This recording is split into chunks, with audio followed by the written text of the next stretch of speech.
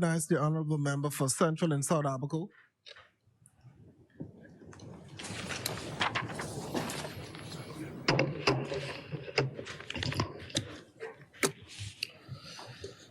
Deputy Speaker, I stand here on behalf of the constituencies of Central and South Great Abaco.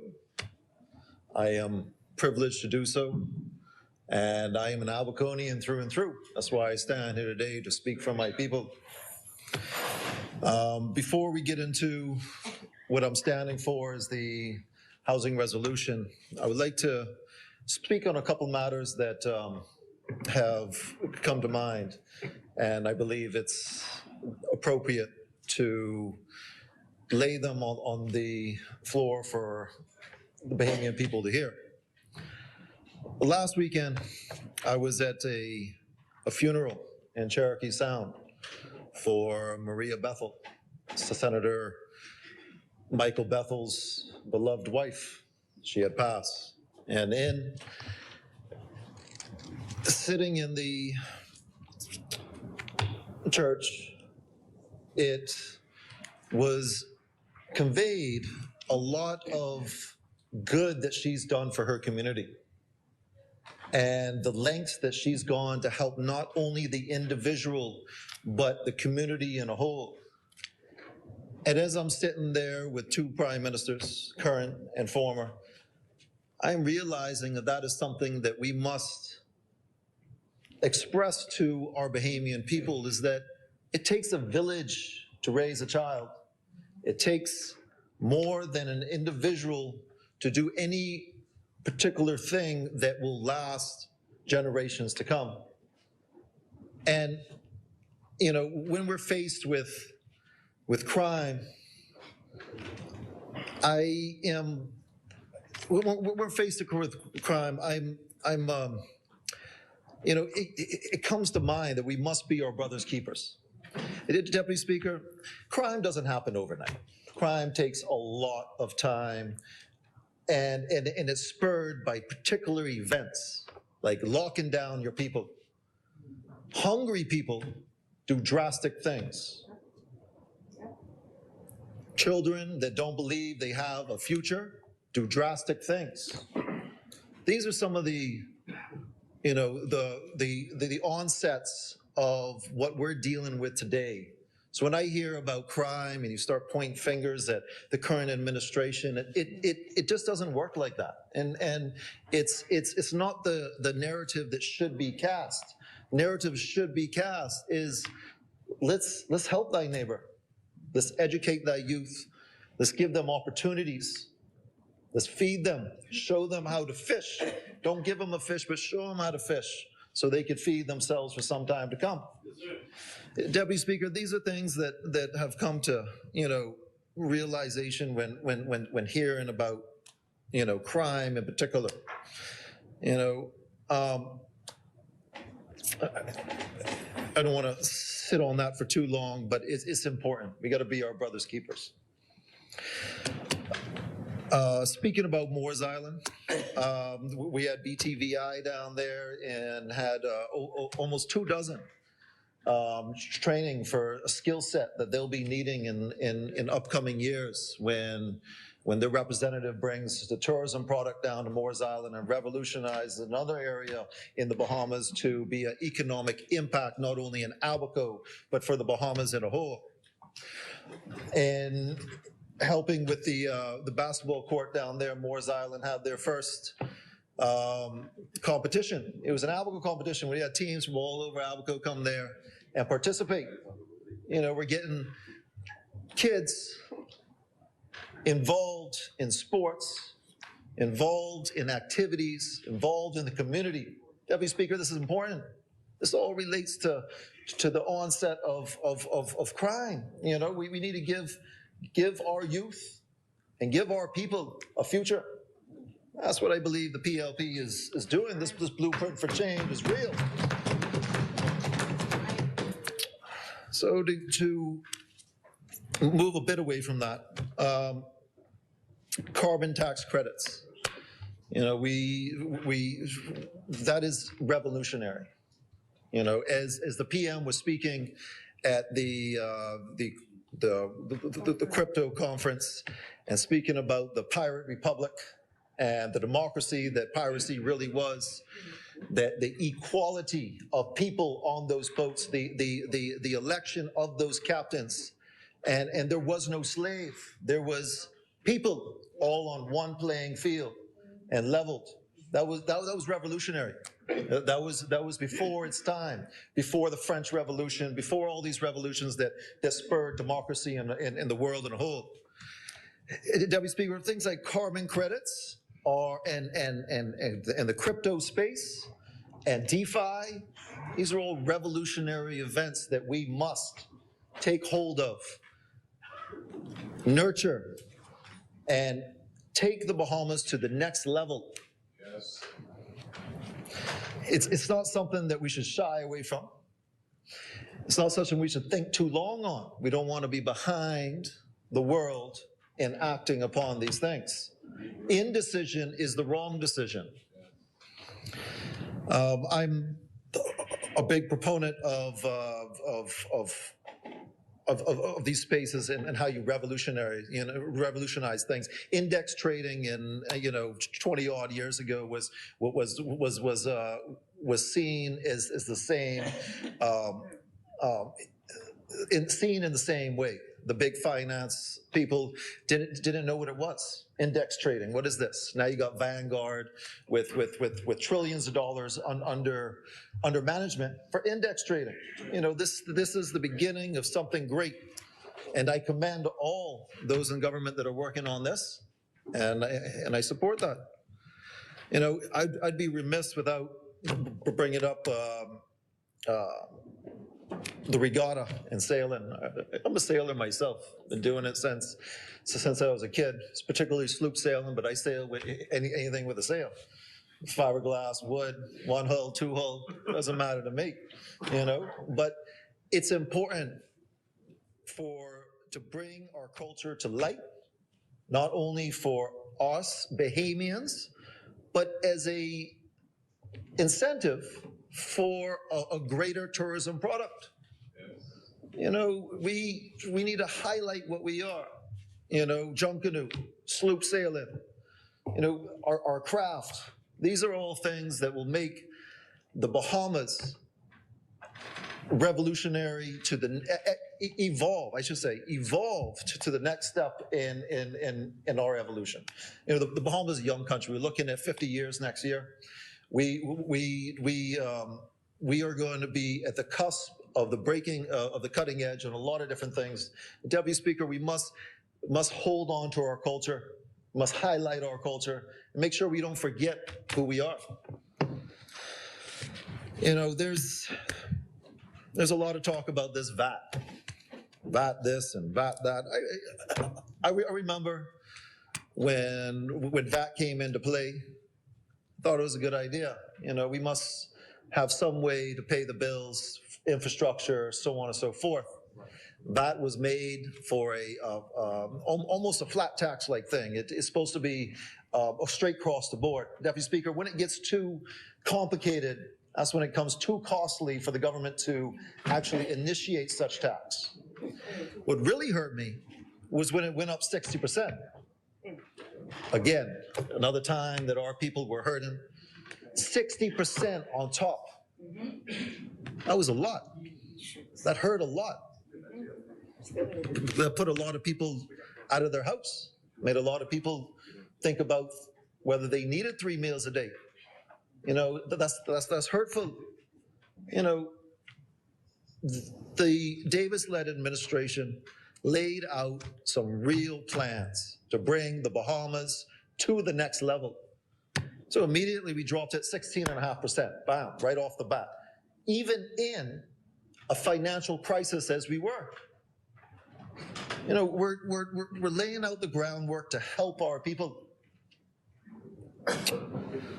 It's not that we're picking and choosing. We have a plan.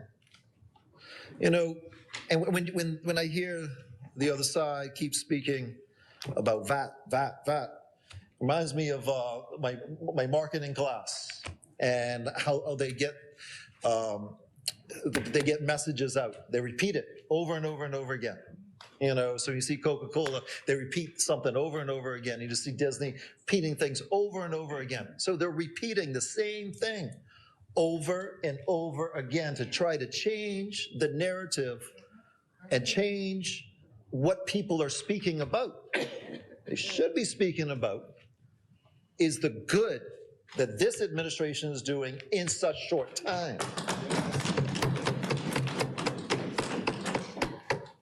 We're serious about helping our people. This brings me to housing. I'd say Central and South Abaco, supports the housing initiatives that the Minister of Housing has brought forth. All of them. We were devastated in Hurricane Dorian. And the couple little things that the previous administration did, when they speak about reaching out to the community, when they speak about proper planning, when they speak about things that they were doing, it brings to mind things that I see on the ground right now. I see the misplacement of the domes right in front of Spring City with the lids not even on the cesspits. So when it rains too hard, the sewage comes up and the kids play out in the streets. I see a debris management site right across from Spring City that the toxic smells and others are just blowing over, causing respiratory problems. Those with asthma making it that much worse. There was no consultation with the appropriate Abaconians to say where these places should go, because I'm sure they wouldn't have said right across the street from where we all live. No, man, Abaco has plenty of land. Deputy Speaker, Abaco is blessed with a lot of land. You didn't have to put it right across the street. So when they speak about planning and consultation and things like this, it's frustrating, because it's like they've had an epiphany. It's like they just thought about this now, when they should have thought it from the beginning. There's a hurricane shelter in Central Pines that, remember a couple of years ago, them saying $1.8 million will be done by May 2021. Well, almost $900,000 into it. There's not even a foundation finished. And they said 800 people could go in this shelter. If you could fit 80 standing up, that would be a feat. There was no planning. These are things that just now they're speaking about, when they should have thought through before. The money wasted. I could go on for an hour about the money wasted. It's frustrating knowing what I know now. Bad memories. It's frustrating knowing what I know now. Deputy Speaker, I only stand here today for my fellow Abaconians and Bahamians in a whole. It is time we did the right thing. Yes, governance is continuance, but it reminds me of something someone told me. It's like when we were elected, we grabbed a cart going downhill that was out of control. That was a problem. First, you got to get on the cart, then you got to get it under control, and then you have to start steering it the right way.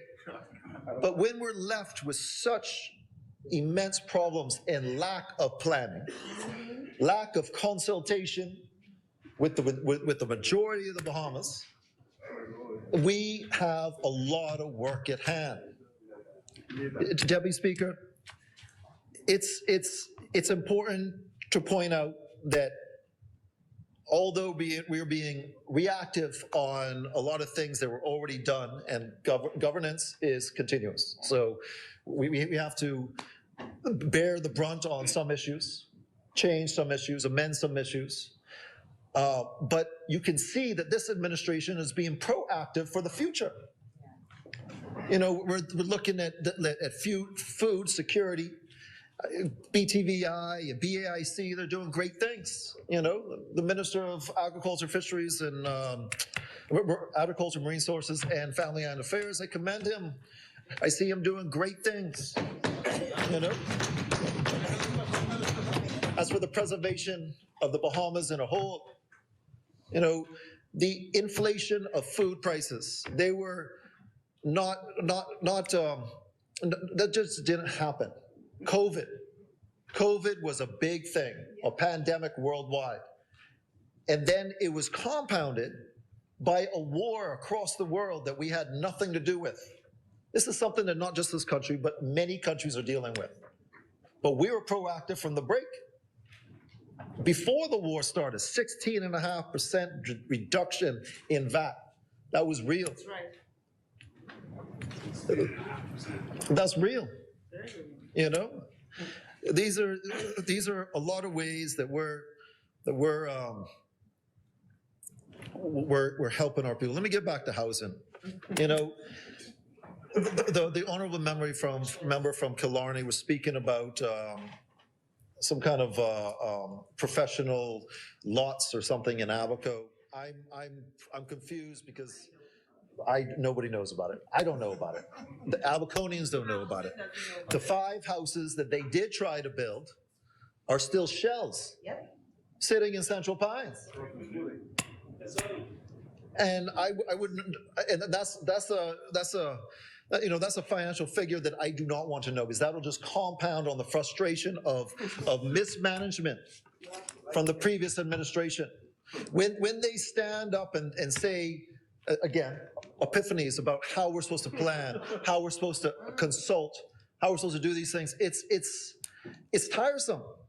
And then when you have the honorable member from St. Barnabas, you know, must be a marketing major, speaking about the same thing over and over and over again. We should be working together.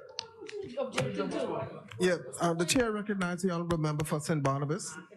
You know, the member can make light of the fact that as a member of parliament, I come in here to speak on behalf of the people who are hurting.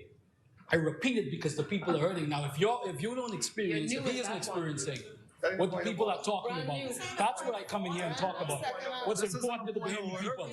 They may not like that the people are talking that VAT needs to come off bread basket items. He may use it as a marketing, he may see it as the honorable member may see it as a marketing ploy. At the end of the day, I'm speaking on behalf of the Bahamian people who are hurting. So they can make light of this all they want. At the end of the day, the Bahamian people are watching. Member for Agneston always said this, the Bahamian people are watching and they are hurting. So don't make light of the fact that Bahamians are hurting. Thank you. Thank you, member. Deputy Speaker, I never make light. True with my words. You know, I didn't come here because I wanted to be a politician. I came here because I want to help my Abaconians, my Bahamians, and the future generations of this country. So it's serious. You know, these are serious matters. If we can give a little bit of assistance to the next generations, a Latin phrase comes to mind: Sic parvis magna. I mean, greatness from small beginnings. You know, anybody in this country can be great given the right opportunity.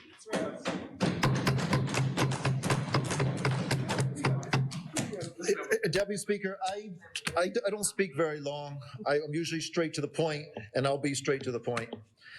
I want Central and South Abaco 100% supports the honorable member from Elizabeth, Minister of Transport and Housing, on her affordable housing initiatives.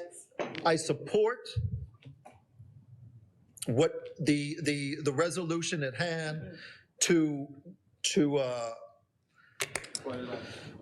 move land from the Accounting General to the Ministry of Housing for such acts. You know, it puts a smile on my face when she speaks about rent-to-own programs. you've heard it a few times in here. Yep. Deputy Speaker, not everybody has tens and tens of thousands of dollars to put down for a down payment. The banks don't make it easy. A lot of times Bahamians are going uphill both ways into the wind, without a paddle. It's hard when you may not have everybody in the family working and family members are helping each other survive. You may have 3 and 4 people in a 1-bedroom. These are hard things. And when the Ministry of Housing is thinking about rent-to-own programs, that's revolutionary. Yes.